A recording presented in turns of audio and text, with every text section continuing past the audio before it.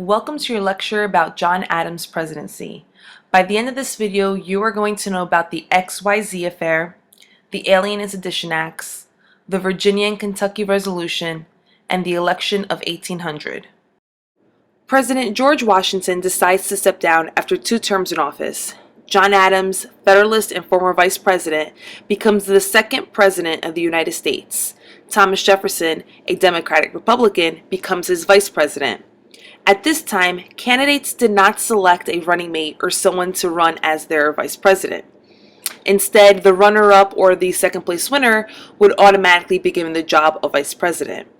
Because of this, you now have a Federalist president and a Democratic Republican vice president. From the very beginning of the Adams administration, the U.S. began to drift toward war with France. The French were angry about Jay's Treaty with the British and began seizing American ships in the French harbor. Trying to avoid war, Adams sends officials to Paris to negotiate with the government. Once in Paris, secret agents of the French foreign minister met with the American officials. These agents were later identified only as X, Y, and Z. The French agents demanded a bribe of $250,000 and a loan to the French of $10 million before the Americans would even be allowed to see the French foreign minister. Though such a request was a common practice in European diplomacy, it outraged Americans and it became known as the XYZ affair. Refusing to pay the bribe, the American diplomats quickly returned home. They were met with public cries of patriotism, war, and defiance against the French. The slogan, "Millions for defense, but not 1 cent for the tribute," meaning bribery, rang out in the U.S. Unable to resolve their differences by 1798, the U.S. was involved in an undeclared war. Both sides fired on and seized each other's ships. The Federalists took advantage of the war crisis and Adams' popularity to push the important new measure through Congress. Among these were an increase to the size of the Army, high taxes to support the Army and Navy, and the Alien and Sedition Acts of 1798. Under the Alien Act, the President gained the right to imprison or deport citizens of other countries residing in the U.S. deemed to be dangerous. It also increased the number of years an alien needed to wait before applying for citizenship from 5 years to 14 years.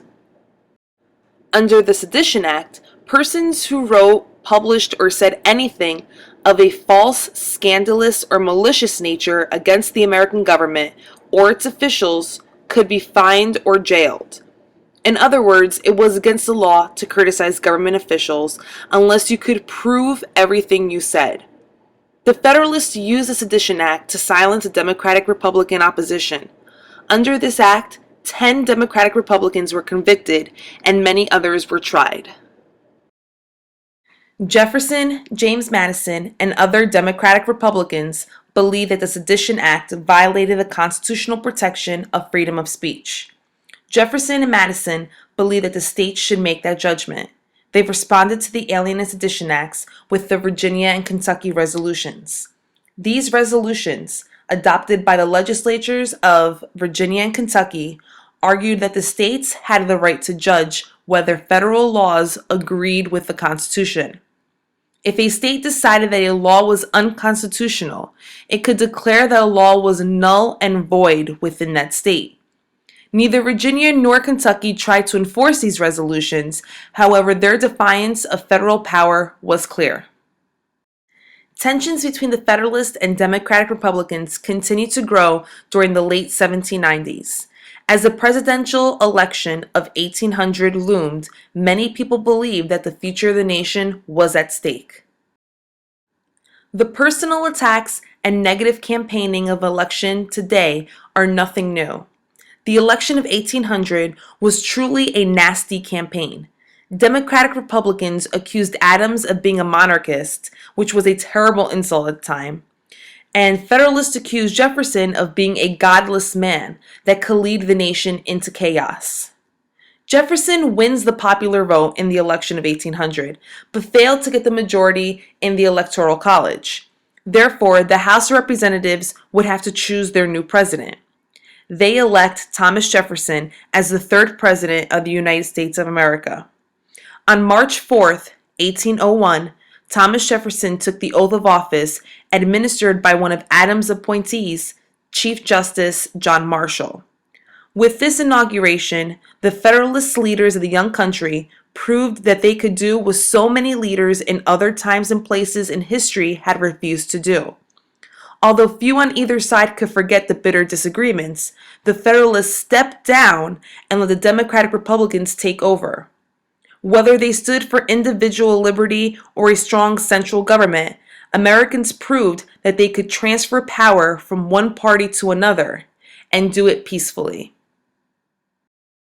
So by now you should be able to answer the following 5 questions.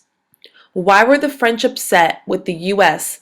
at the beginning of the Adams presidency? Explain the XYZ affair and its impact on the U.S. What are the Alienist Edition Acts and how did it violate the Constitution? What are the Virginia and Kentucky resolutions? And finally, what is the importance of the election of 1800?